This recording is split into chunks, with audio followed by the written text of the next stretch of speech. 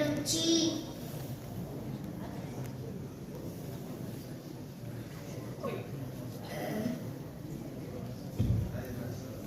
Hem ancha-muncha odam bizga qaraganda yaxshida turadi. Nima ancha-muncha bo'lsa dadil ekanda. Bu bizning jashimizga jetguncha imon bo'ladi yerga inshaalloh. Alloh razı olsun. Niyet qilaylik, bolalarimizni o'qitaylik akalar.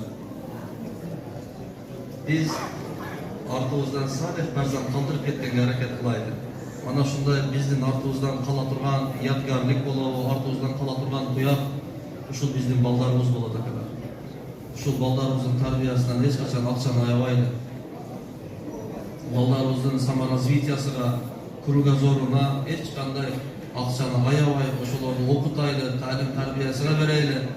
Biz shunday ekanmiz, to'y topadan ayamaydi ekanmiz, mashinadan ayamaydi ekanmiz. Biroq bola tarbiyasidan ayayotganmizda. Mektep boladan bütün narsani ayaydi ekanmiz. Bola shunday cho'ngoyish kerak ekan. Kecha men Bishkekka borib kelganda shu narsani ko'rib keldim. Bir yashar bola atayin shunday bir krugozorini acha turgan kurslar bor ekan. Bir savobi 3,5 ming so'm ekan. Bir ele kursga qattiq, bir ele kunlik savobi 3,5 ming so'm ekan. O'shandoyni berib 200 ming, 300 ming so'm berib odamlar o'qitib o'tadi.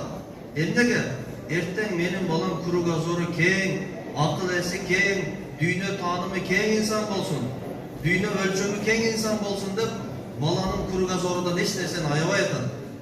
Hozir chindag'inda biz mashinamiz qancha litr benzin yesam biz maza qilsak bo'ldi deb qancha litr benzin ichgan mashinani minib yuramiz. Qanchalagan remontlarni qildik, qanchalagan to'y to'palarni berdik. Hurmatli akalar, bolalarimizni o'qitaylikchi. O'zimiz o'qibay qoldik. Bolalarimizni Qur'on jatlataylik.